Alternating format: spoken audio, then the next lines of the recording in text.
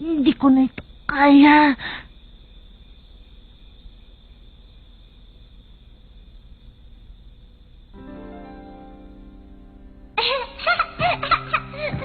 Gon, tama na yan. Ang mabuti pa matulog ka na. Opo.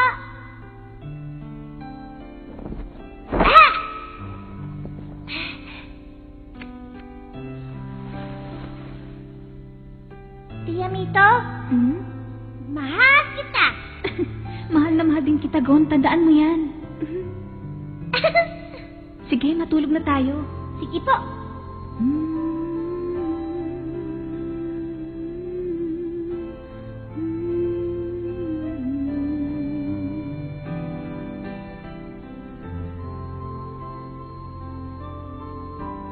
Tia Mito, yakapin mo ko. Bakit? Giniginaw ka ba? Salamat po.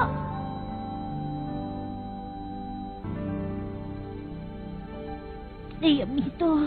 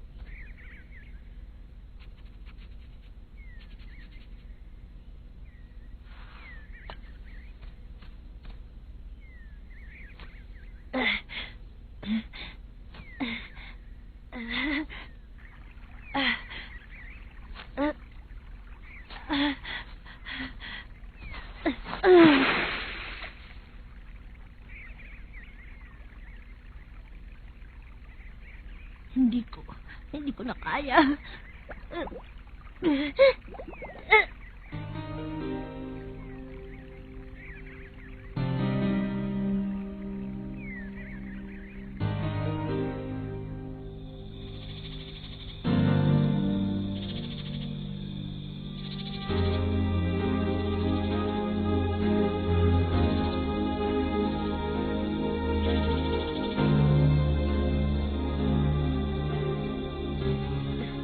Yamito, Konta.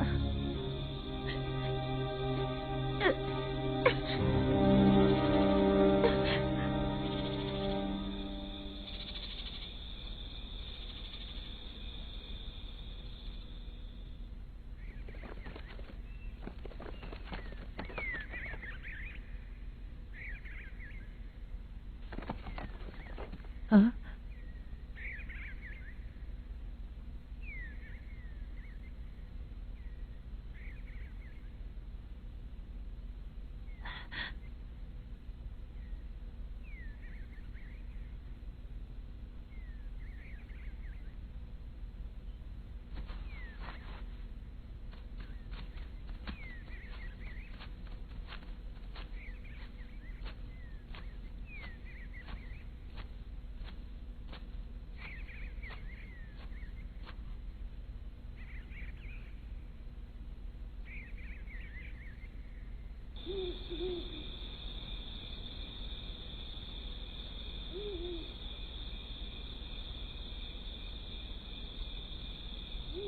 Totoo nga pala.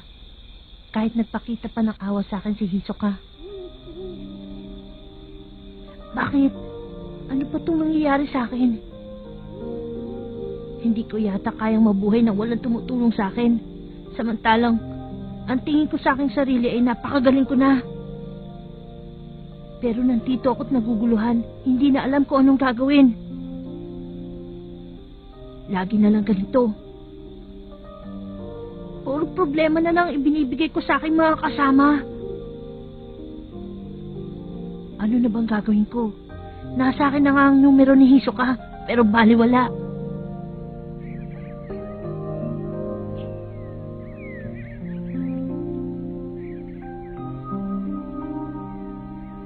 Huh? Magandang umaga. Nag-iisa ka rin ba dito? Wala kang kasama? Huh? Ang dami nyo. Marami ka palang kaibigan. Gusto ko silang makita.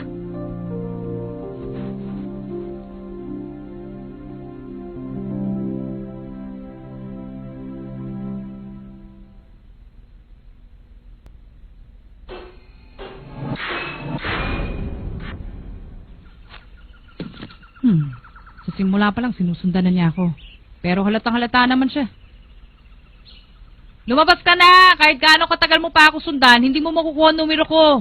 Makipaglaro ka na lang sa akin. Makikipaglaro? Matagal na tayo naglalaro. Sigurado kinakabahan na siya. Sabihin na natin mahusay ka, bata. Pero babagsak ka rin sa akin. Kapag napagod ka na sa katatakbo sa aking anino, sigurado makakatulog ka. Tsaka kita atakihin. Kaya lang, 3 araw na eh. Bakit kaya hanggang ngayon di pa siya nakakatulog? Kung hindi ka magpapakita sa akin, ikaw ang hahanapin ko. Alam mo bang ayaw kong gawin to? Dahil kahit talunin pa kita, 10 puntos lang makukuha ko sa'yo. Naku, lagot. Siya na maghanap sa akin. Ano kaya ang gagawin ko? Lalabanan ko kaya siya? Siguro naman hindi niya ako basta-basta matatalo. Bata lang siya eh. Pero sigurista ako eh. Kaya kailangan ko tumakbo. Teka, kapag ginawa ko naman yun, magagalit sa akin yung mga kapatid ko. Kailangan ko makuha kanyang numero. Matagal ka na ba naghihintay? Ha? Kuya! Kumusta? Nakuha mo na ba yung dapat mong kunin, ha? Hindi pa eh. Pero malapit na, kuya. Ha?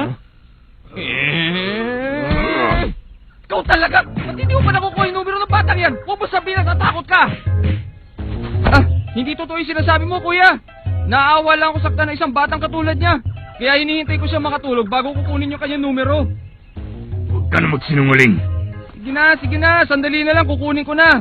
Masyado naman mainit ang ulo mo eh. Manood na lang kayo.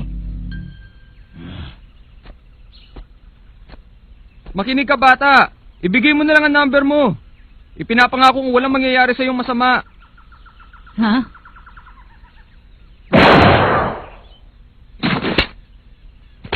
Matigas kasi ulo mo, tsaka masyado kang mayabang eh. Gusto mo pang nasasaktan ka. Nakita niyo ba ginawa ko, kuya? Ano, ibibigay mo na ba o hindi? Huh? Bakit parang hindi man lang siya nagasgasan? Kung sumipa kay Mori, para kang gulay. Sa'yo pala tong number 198? Ha? Paano mo nakakuha yan? Alam mo ba ang numerong ito ay kasunod ng numerong hinahanap ko? Malamang ang numerong 199 ay isa sa inyong dalawa. Mori, hindi siya ordinaryong bata. Ihanda mo na sarili mo. Mapapalaban tayo. Oo. Oh.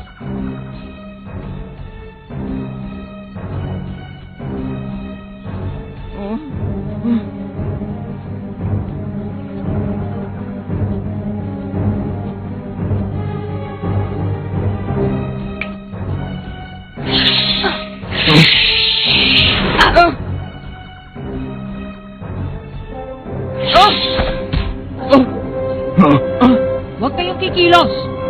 Ang kamay ko ay mas matalas pa kaysa sa isang kutsilyo, ha?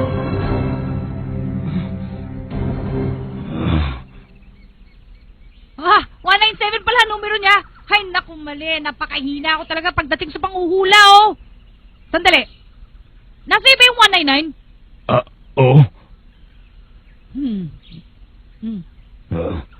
Mori. O yan. Salamat, ha.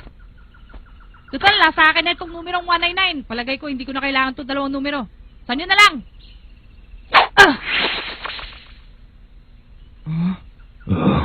Itong isa naman, banda dun! Meron pang 4 na araw para hanapin ang mga numero ninyo. Sige.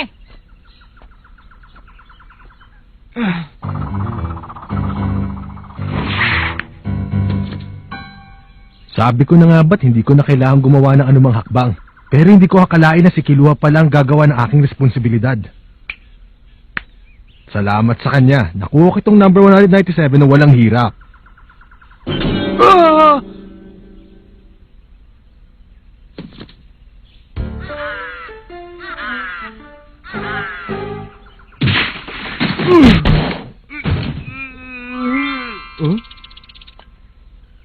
Ano ka ba? Hindi mo ba alam na delikado ang ginawa mo? Nasisiraan ka na talaga, Tomba. Ay, naku. Nauubos lang panahon ko dito sa isla. Ano sa palagay mo, Kurapika? Nasaan na kaya nagpunta yung prinsesa ko? Prinsesa mo? Bumalik na lang kaya tayo dun sa pinanggalingan natin. Malamang marami ng tao dun na nakakumpleto ng kanilang puntos. Wala kang makikita doon. Kahit naagaw na ng ibang numero mo, meron ka pa rin pagkakataong para bawiin yun. Sa madaling salita, kahit makumpleto mo ang 6 na puntos, kailangan mo itong protektahan sa ibang aplikante. Kaya kailangan mo pa rin maging sigurista. Ganun pala. Mabuti pa, simulan na natin ang paghahanap. Ha? 20 oras na lang. Kapag meron ng aplikanteng nakakumpleto ng 6 na puntos, sigurado ako magpapahinga na siya. At ang lugar ng pahingahan ay malapit sa barko. Isa ako sa halimbawa, Leorio. Sige. Subukan natin.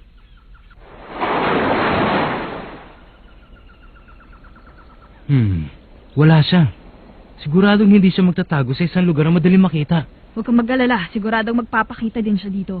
Mas makabubuti siguro kung maghiwalay tayong dalawa. Magkita na lang tayo sa isang lugar at kung anong oras. Mas maganda kung 3 tayo. Huh? Gon! Pare-pareho ang iniisip ng lahat. Kanina pa ako doon sa itaas, kaya narinig ko ang usapan ng lahat ng tao sa paligid. Ano? Ganun pala? Mabuti pa siguro, umakit na lang ako sa taas.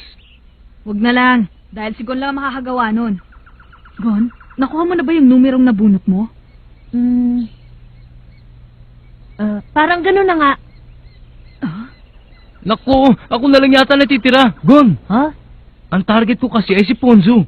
Nung nasa taas ka, nakita mo ba siya? Hindi. Malas talaga. Ibig sabihin, baka naging biktima na siya ng ibang aplikante na hindi mahuli ang target. Hindi.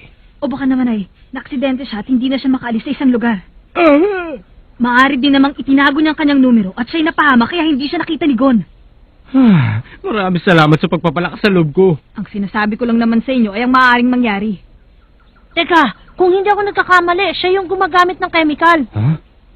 Huh? Gamitin mong pangamoy mo para makita natin siya. Tama ka. Balita ko nga ginagamit yung panlaban na kemikal. Subukan natin, Gon. Sige, akong bahala dun. Basta para sa'yo, kaibigan. Huh?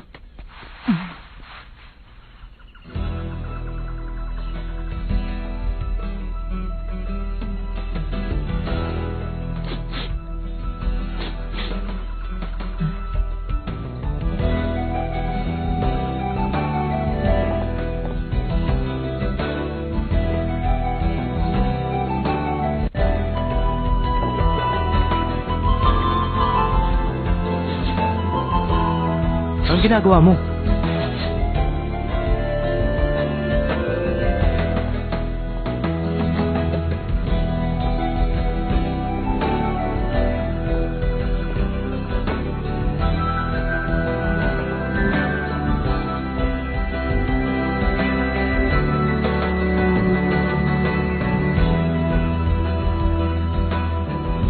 Nandiyan kaya siya? Oo. Nasa kuweba lang pala ang prinsesa. Ayos. Sandali, Leorio. Papasok ka mag-isa? Siyempre naman. Hindi ba't nandiyan sa loob ng target ko? Kayong dalawa, hintayin niyo ako dito sa labas, ha? Hindi maaari. Hindi ba't sinabi ni Tombo ay mahilig ang taong yan sa patibong? Baka mapahama ka lang. Huwag mo sabihing sasama pa kayong dalawa. Ang pagsusulit na to ay para sa akin lamang. Yakin-yaka to. Leorio! Teka, makinig ka muna. 30 minuto. Ha? Kapag hindi ka nakalabas sa loob ng 30 minuto, papasok kami. Hindi maaari. Kapag nangyari yun, bumalik na kayong dalawa sa tabing dagat. Kung gano'n, bakit mo pa kami sinama dito? Mabuti pa umalis na kayo. Mali ang ginagawa mo! Tumahimik ka dyan. Hindi mo ba naiintindihan ang sinasabi ko? Bumalik na kayo sa tabing dagat. Hindi, hihintay ka namin! Hindi mo ako pwedeng pigilan sa gusto ko! Oh, paano, Leorio? Huh?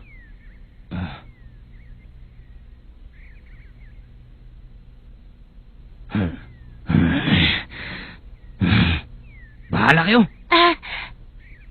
Oh, hawakan niyo to. Sige.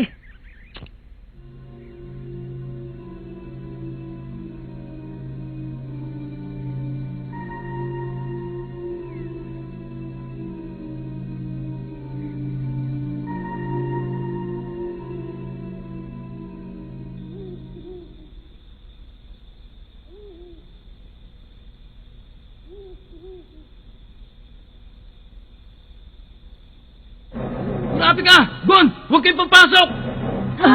Maraming ahas! Leorio! Alis na!